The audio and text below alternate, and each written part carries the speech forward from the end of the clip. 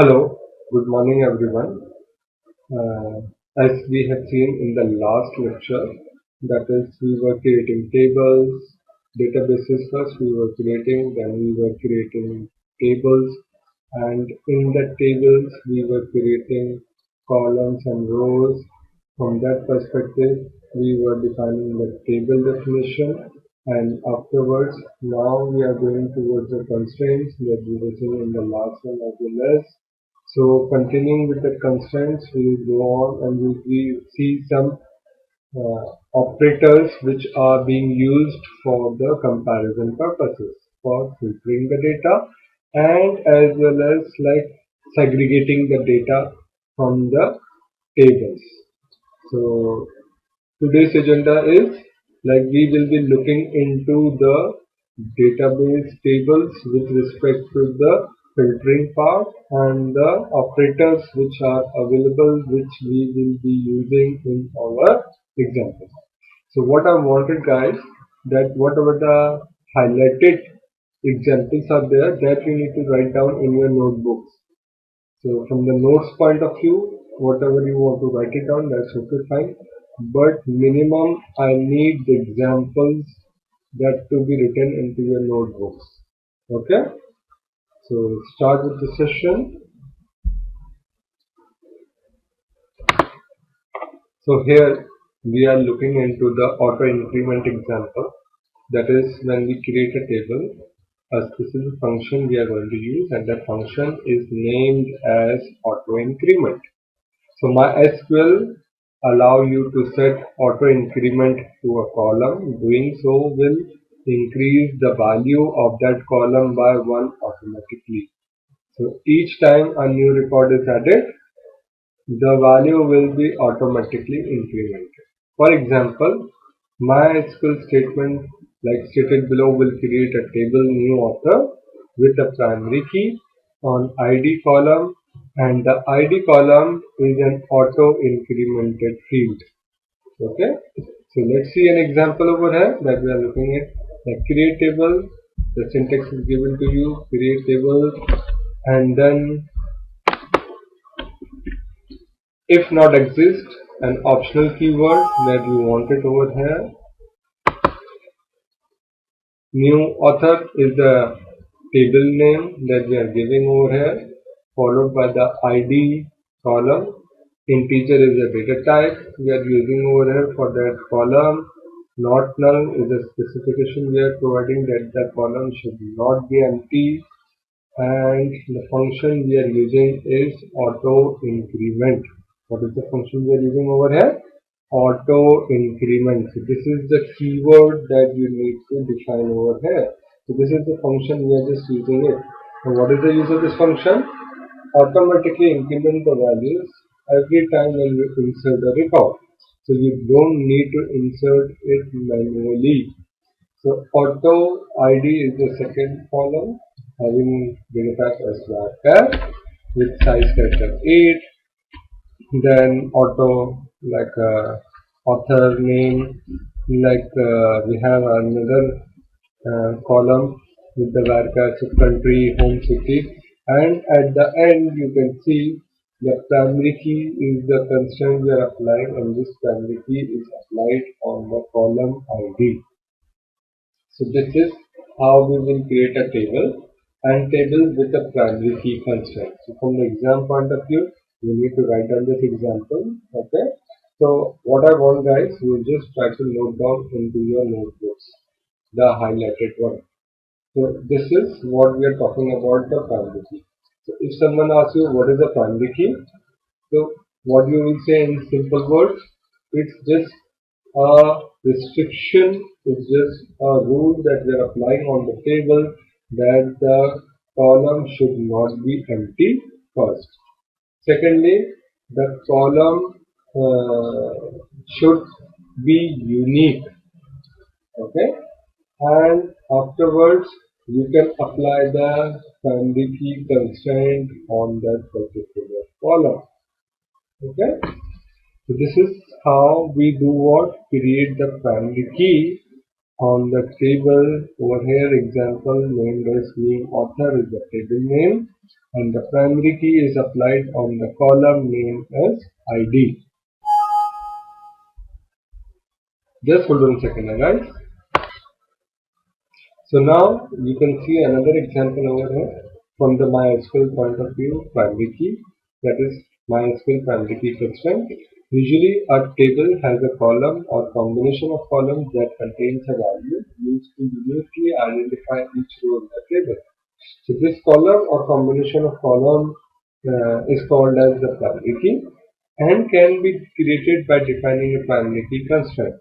So while creating a table can have only one primary key. A primary key column cannot contain null values.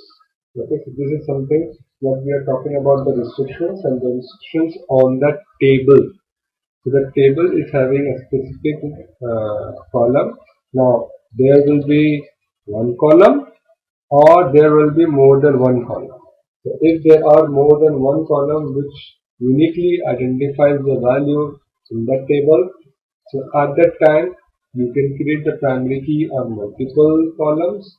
So how to define it? The rule will be the same, that the column should not contain null values and the column should don't have the duplicate values. That's the same rule that we need to follow over here. So previously, or you can say early, we were following for one single column. Now we will be following it for multiple columns, that is more than one. So let's see an example that will clear your doubts.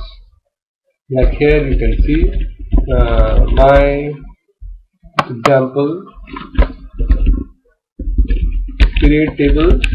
Okay, if not exist, new author.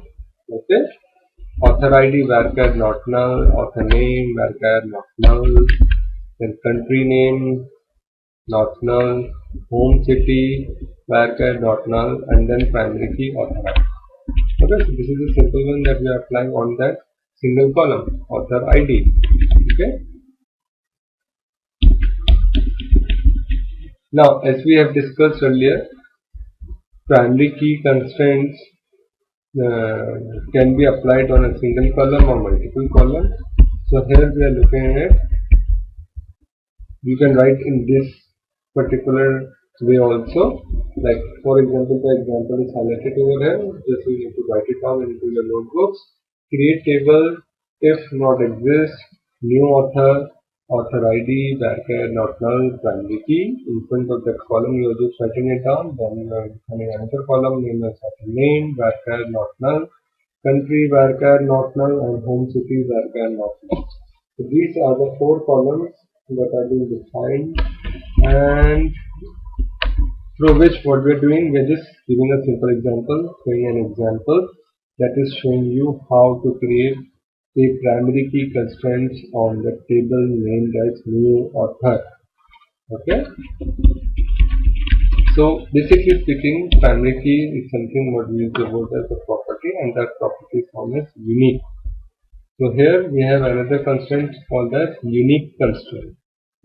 So basically speaking, unique and primary key both can be applied on a table. That is, you can create a unique constraint as well as you can create a primary key constraint. Both are applicable.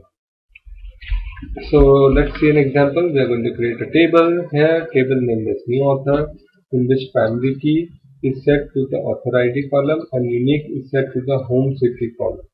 So this is how we are applying the combination of primary key and the unique key. Okay, so you can see the example, you need to write it down. So create table, if not exists, new author, author ID, varchar 8, not null, primary key. So here this primary key is being applied on the column named as new author. Coming on ahead, moving ahead, author name is the second column, country is the second column, and fourth one is the home city. And here at the end what we are applying, the varchar 25 not null unique. So that home city should be unique. That means no duplicate values are allowed over here. So what we are using the keyword? We are using the keyword as unique. Okay guys? So I hope so. This is clear to everyone.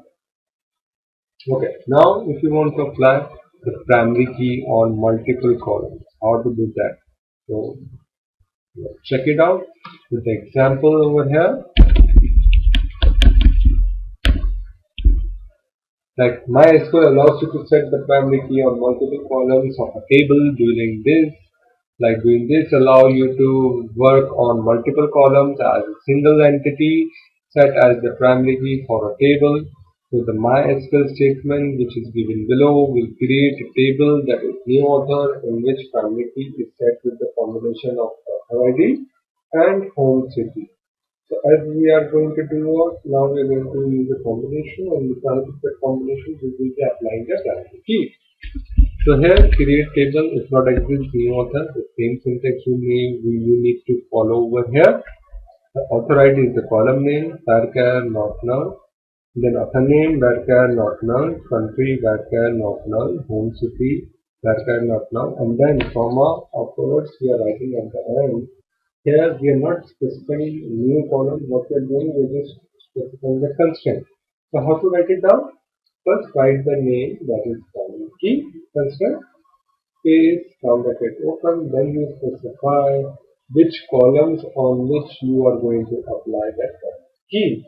So here two columns are there. So what I need to do, I need to define them separately. So like this, author ID, comma, home city, round bracket close, and then your table creation, round bracket close, and semicolon. So this is how what we can do to create primary key on multiple columns. So this is just simple example that we are just following over here. And with this example, what we're trying to achieve over here is creating the what we can say tables.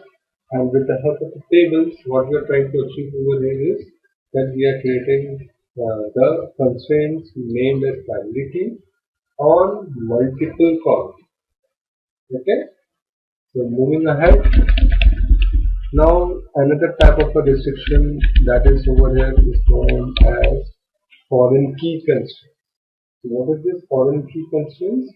Like while creating or modifying a SQL table, you can set the foreign key constraints to a column of a table. So basically what is a foreign key? A foreign key is a column or combination of column which can be used to set a link. I'm using the word link, so you need to remember this word. Link between the data in two tables.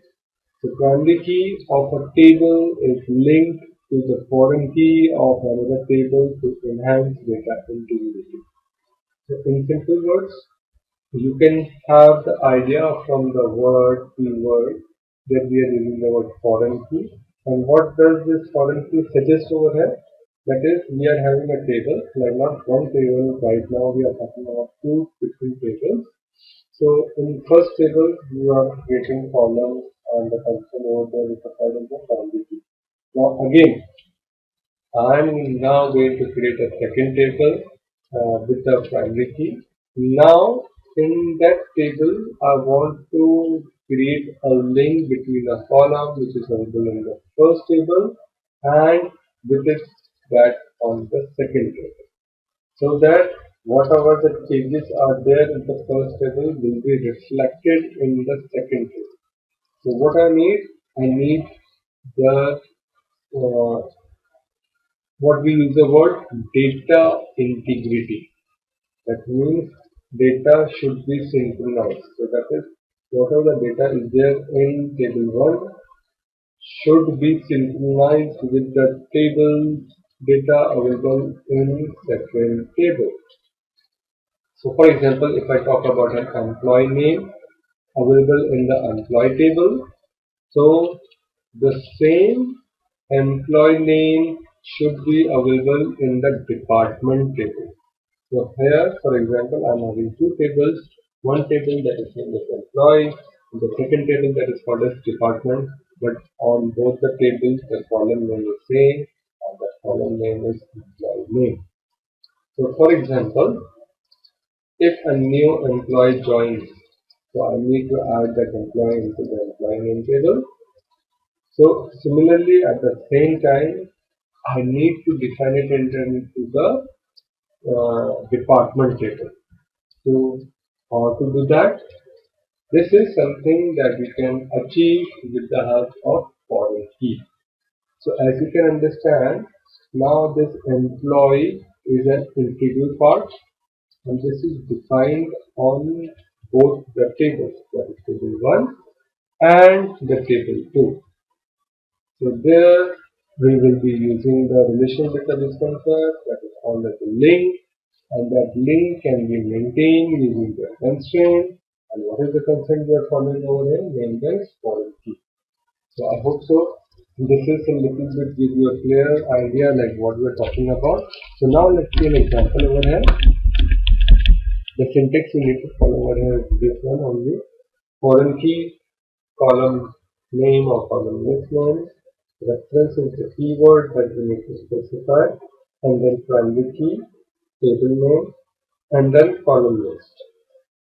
So here, in simple words, the foreign key you need to apply, and you need to specify the column name, and then you need to specify the keyword, that is as it is you need to write it down references. And then primary key table, that is whatever the name of the table, which is where as we are using a primary key in the first one, that you need to specify over here with that column name. Okay, so the description you can see here below also. This is the description we are talking about. Column list, references. What is column list? List of columns on which foreign key is to be set. References, again as I told you, it's a keyword, you need to write it down as it is. Primary key table, table name which contains the primary key. Column list, a list of columns on which on which the primary key is set in the primary key table, and that's it. So this is something that you need to keep it in mind, and afterwards you can do what? Create your own table with the foreign key constraints. So here what you are looking at is an example, like we are going to create a table. The table name is new book master. Now the primary key for the table new book master is book ID. Okay, and the foreign key for the table that is new book master is author ID, which is available in the new author table. Okay, so the author ID is the primary key for the table new author, as I told you. So the foreign key author ID for the table new book master points to the primary key author ID of the table new author. So in simple words, the first table is named as new book and the second table is named as the new author. So here what we're trying to achieve over here is we are creating the link between the new book master and the new author. Okay, so let's see how to create that link.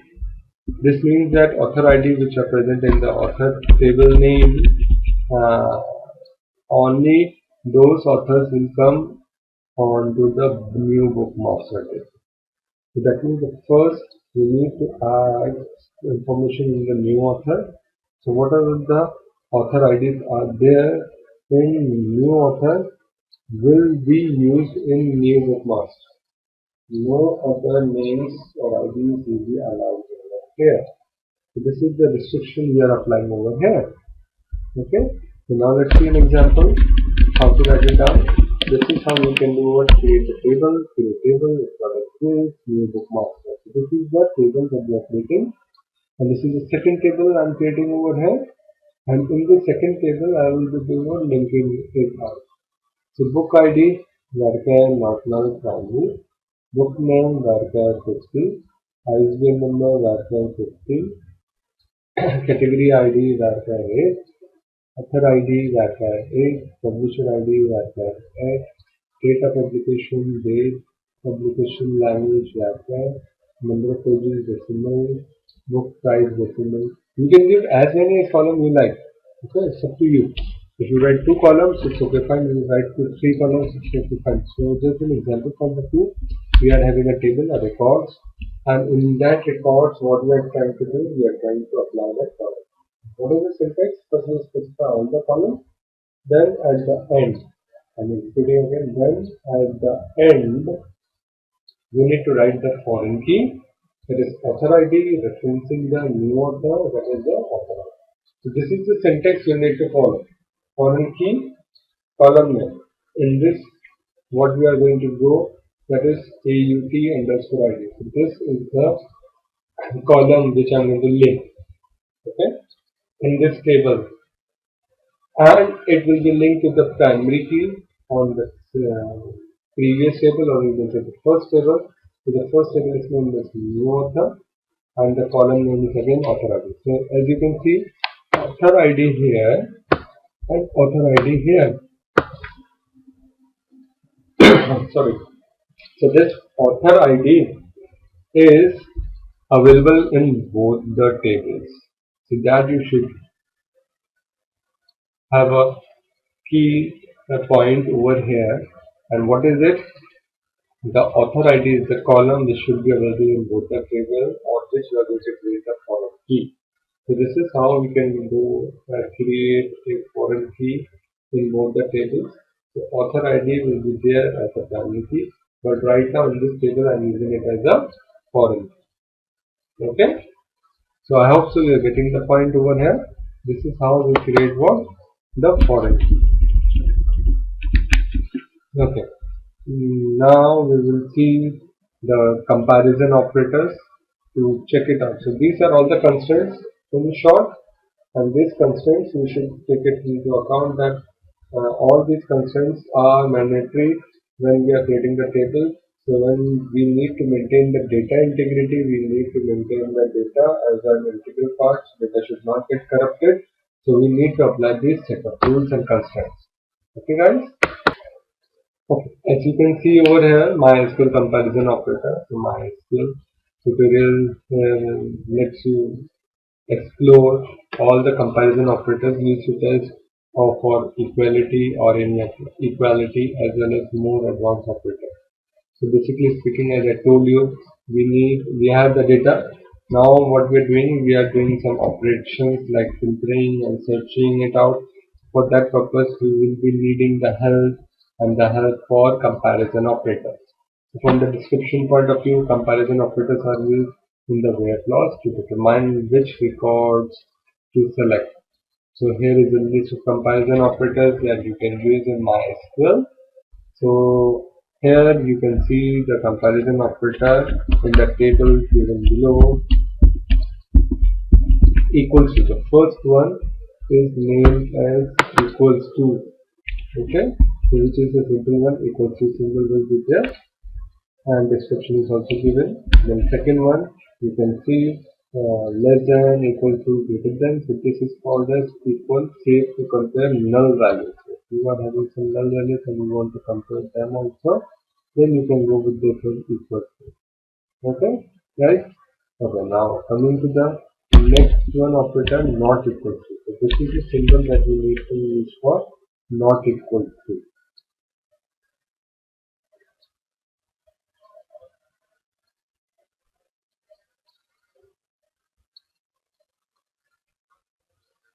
So I hope so this is clear to everyone.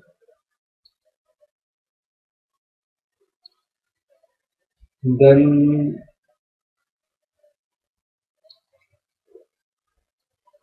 like not equals to can be written in this way as well as sign of exclamation, and then equals to.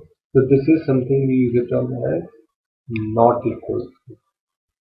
Okay, guys.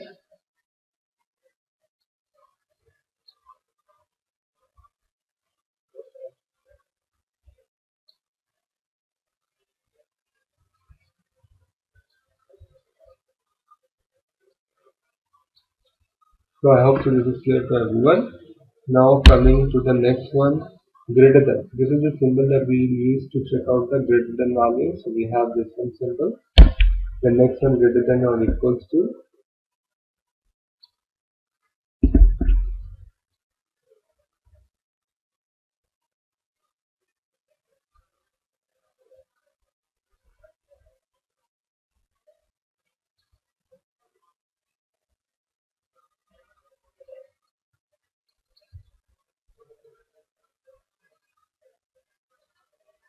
So I hope so this is clear to everyone. Then less than or equals to, this is one more value. And if you want to compare a value within that particular range of values, so then you can have in. Okay, so in is the keyword. Then not, that is negate a condition. That means suppose if something is true, then we want to set it as false, or if something is false, then we want to set it as true. Then we can go for this one, operator not. Between, that is we want to get within that range, so then we can use what between over here. Then next one,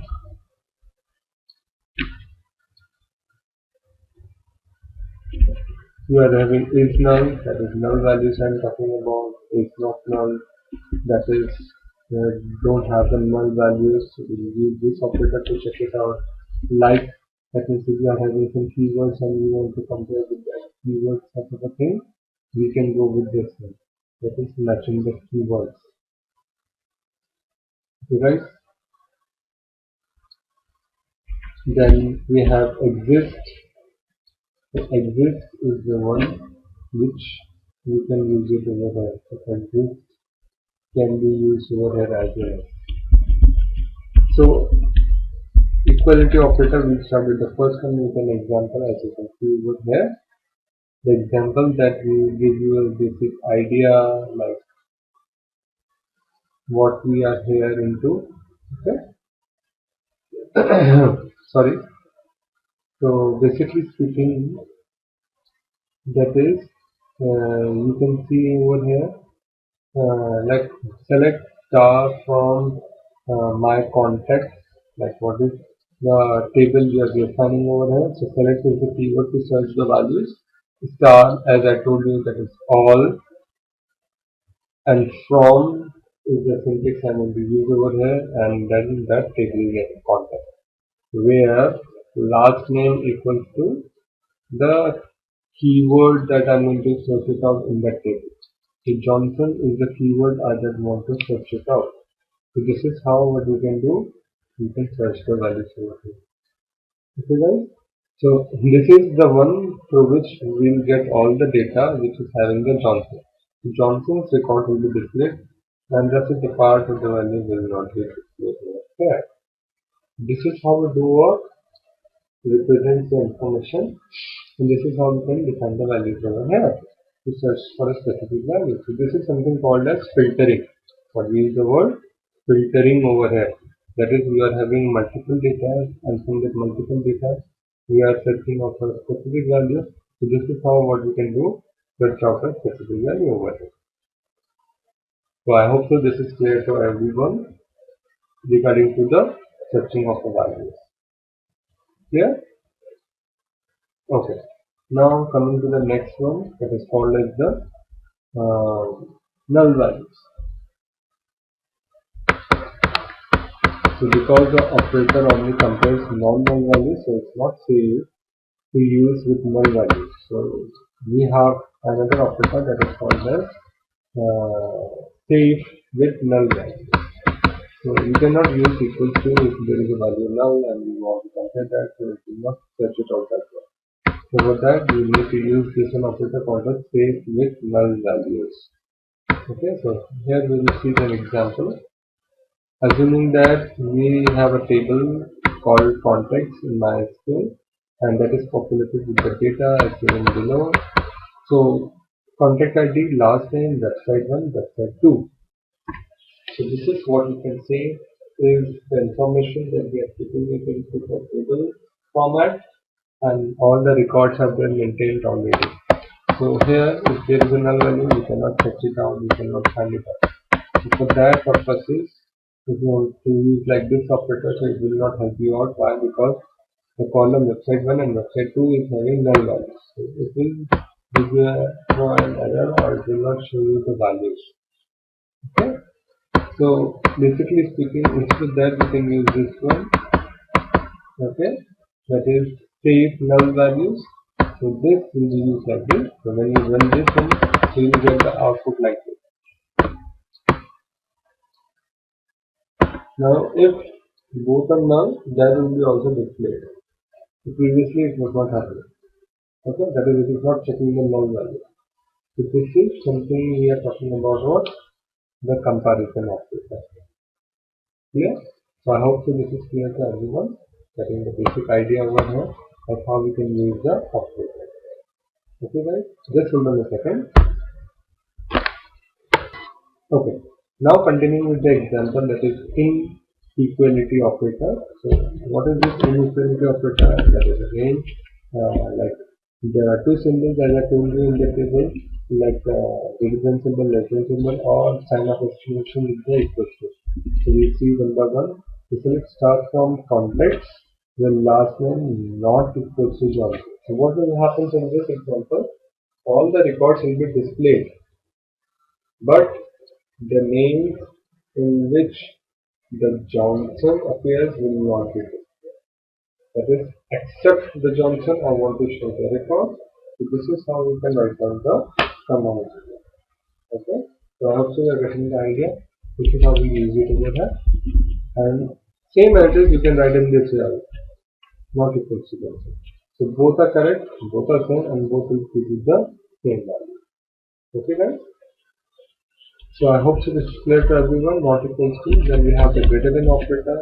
So we are using greater than operator like this, like select star from context where contact ID is greater than 50.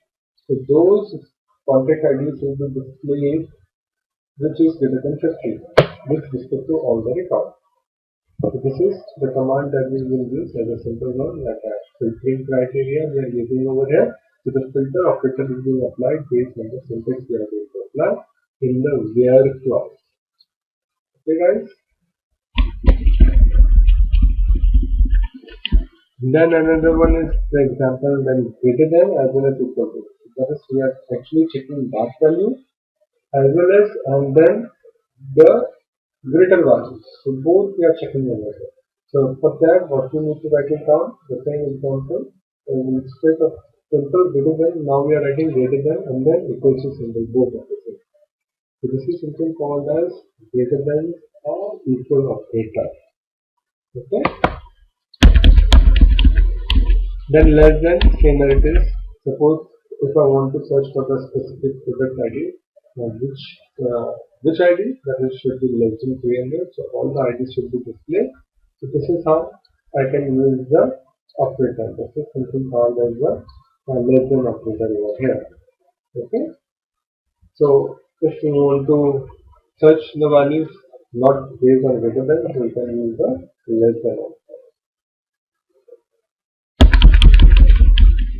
Then as well as less than equals to. So you need to search that value as well as and then less than values also. So what is the change you need to do?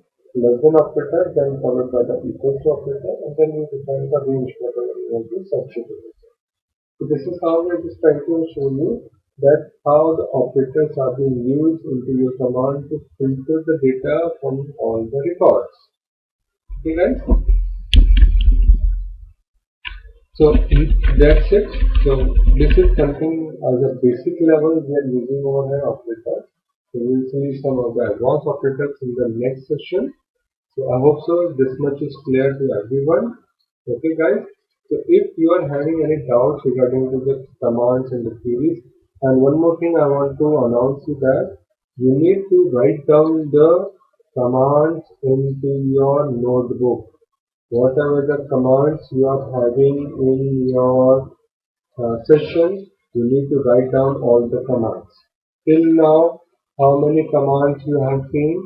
Each and every example you need to write down into your notebook. Okay, is it clear to everyone? I will repeat it again. You need to write down the commands which you are seeing till now. All the commands you need to write down into your notebook. I'm just sharing the PDF files for the reference purposes, Word file for the reference purposes. That means if in the video you are not able to see it down or write it down, so that is the manual you are having, the PDF files or the Word files. From there you can just open it out and just write down that code. So what I want from you guys, only the code that I have specified, you need to write down that only. Others are there as an additional example, so I don't want that right now. So right now You need to specify only the discussed examples in the session only. Clear everyone? So thank you very much. That's it for today. I hope so. Like all the doubts you are having, you should ask in the session. And if you are not able to understand it out, just let me know. Like what is the doubts you are having regarding to the session that you are not clear of. Sometimes you won't be able to cop up with the ideas. So just have a patience. Just let me know. I will try to help you out definitely. Okay, guys. Thank you very much, and thank you all for listening. Have a great day to all.